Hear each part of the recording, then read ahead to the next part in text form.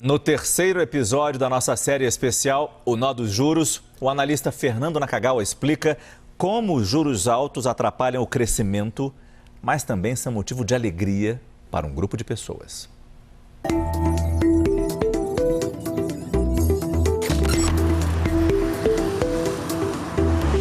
Uma reunião que acontece neste imponente edifício na Asa Sul de Brasília é responsável por mexer com todo o tabuleiro de uma partida, chamada Brasil. A cada 45 dias, o Banco Central anuncia a taxa Selic e com esse anúncio acontece um reposicionamento de peças na economia brasileira. Afinal de contas, a taxa Selic é como se fosse a principal peça desse tabuleiro chamado economia brasileira, porque as outras vão ser influenciadas por ela. Isso acontece porque o juro decidido pelos diretores e o presidente do Banco Central funciona como o primeiro preço, aquele inicial, de todo o dinheiro que circula na economia. Uma boa comparação é o petróleo. Se o barril ficar mais caro por uma guerra, por exemplo, aí é só esperar. Tudo que deriva dele vai aumentar de preço. É a gasolina, o diesel, os plásticos, produtos químicos. A alta ou a queda dos juros gera o mesmo efeito, só que com o dinheiro. Crédito pessoal, cartão de crédito, capital de giro, financiamento da casa própria, investimentos.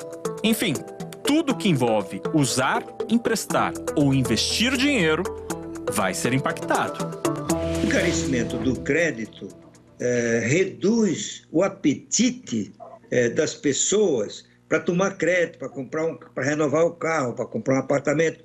Tudo isso vai gerando queda de demanda, que de um lado ajuda a combater a inflação, mas do outro retrai a atividade econômica. O país cresce menos, os empregos crescem menos, a renda cresce menos, e tudo isso conspira contra o futuro.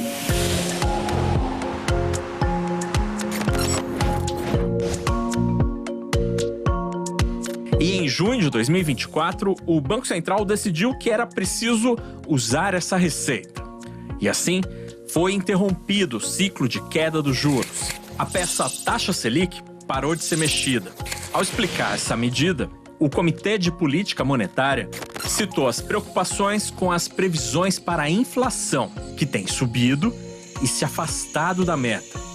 É o que os economistas chamam de desancoragem das expectativas. E se o juro continuasse a cair, a inflação futura poderia ser ainda maior, ainda mais longe da meta.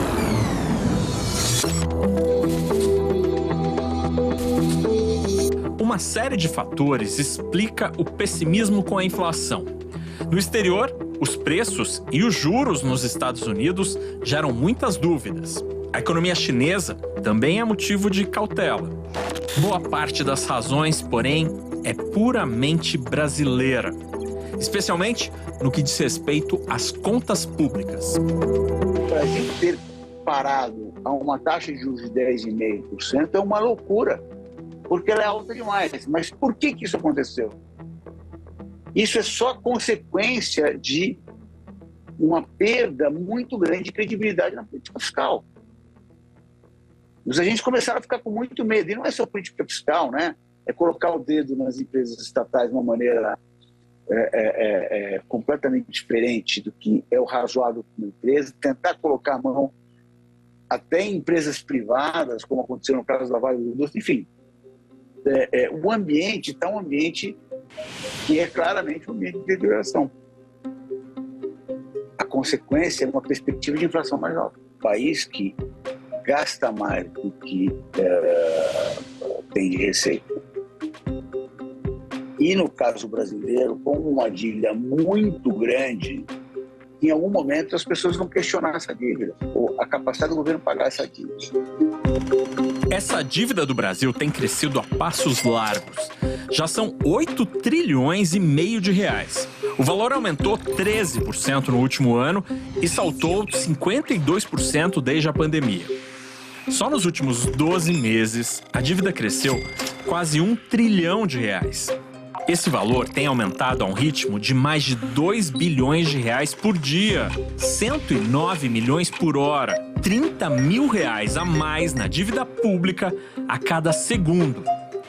E o pior, essa dívida não é para melhorar a vida das pessoas, com mais escolas, hospitais, estradas, nem metrô.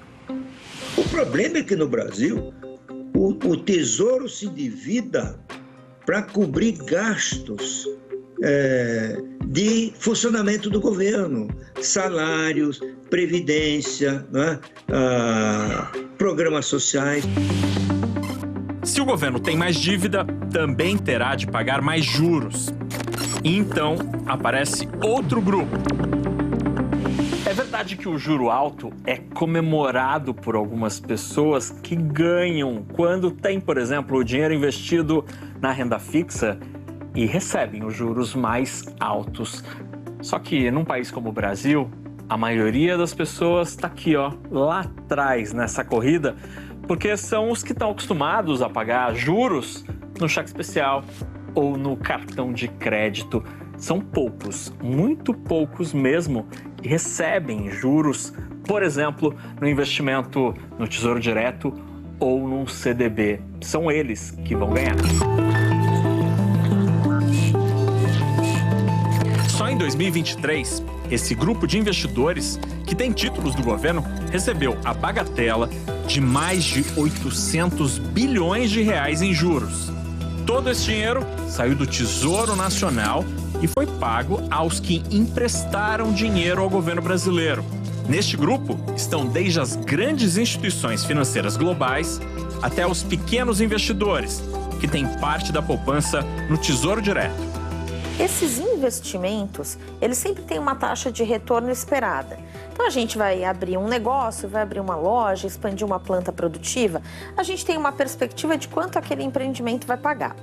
A gente tem que comparar esse valor com o valor que a gente ganharia numa renda fixa, por exemplo. E quanto mais alta for a remuneração dessa renda fixa, menos investimentos produtivos vão ser viáveis. Então é dessa forma que o aumento da taxa de juros acaba prejudicando essa expansão da capacidade produtiva.